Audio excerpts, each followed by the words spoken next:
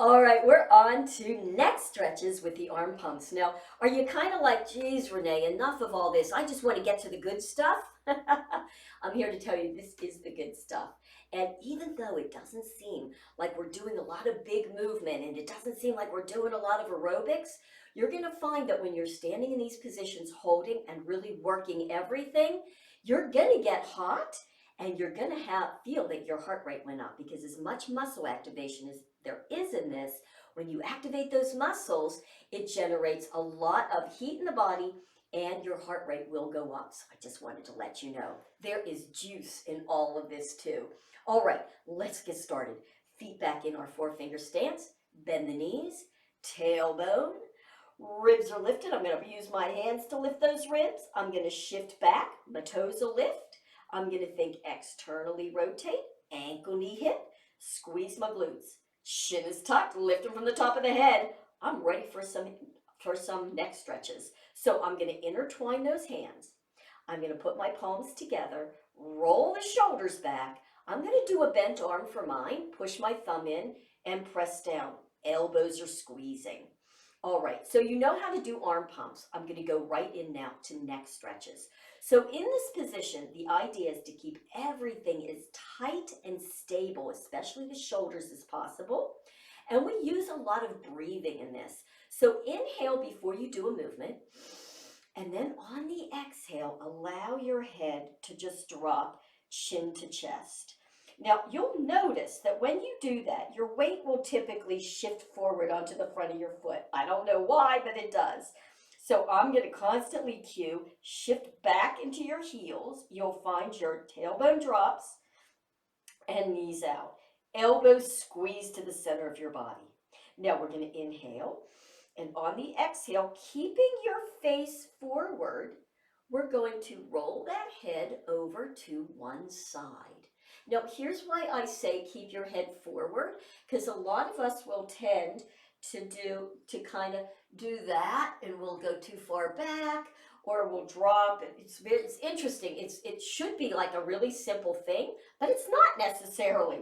So you're just going to, again, keep face forward as you roll the head to one side.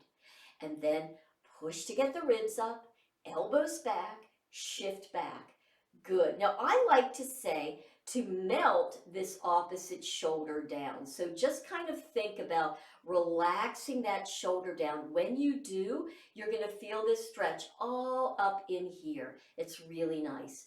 Pressing up. Then we're going to inhale again, and we're going to roll it back down, chin to chest. So go slowly. Roll it down, shift back, push in, elbows, inhale again. And now keeping the head forward, we're going to roll the head over to the other side. And there you are, getting that stretch on that side, melting the other shoulder down. Good. Now we're going to inhale, and on the exhale, take it all the way to the other side, but go slowly.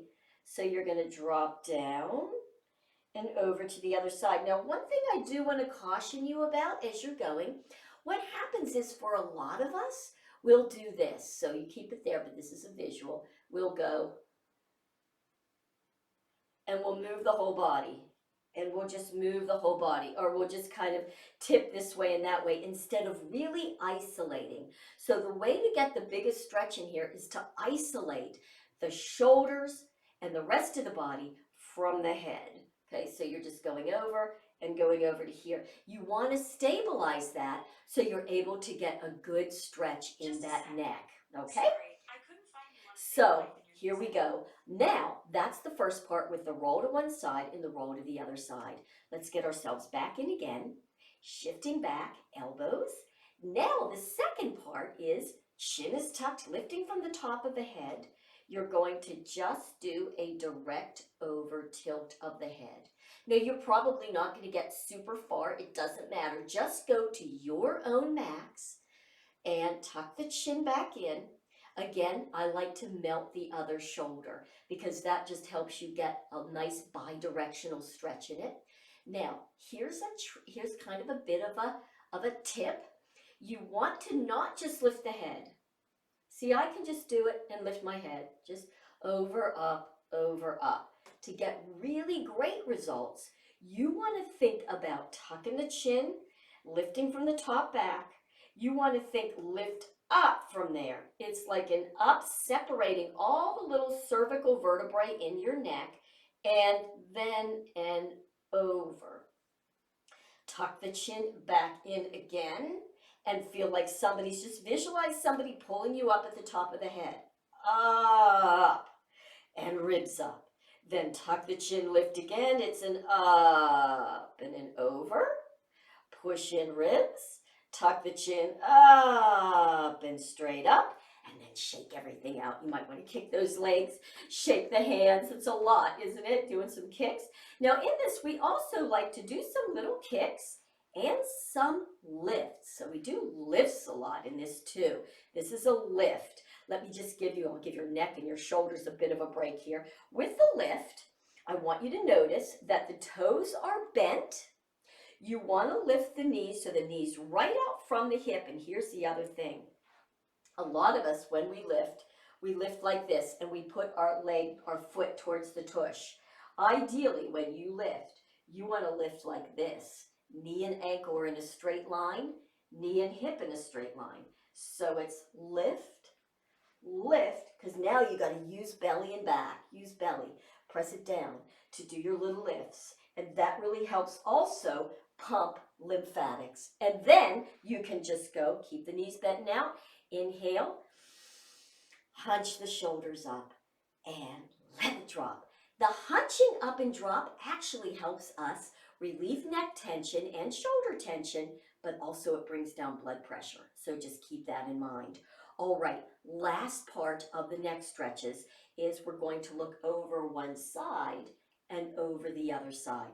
But again, thinking about keeping that chin level or tucked back, pull it back, lifting from the top back. That's so important in all of these. Let's get back into position.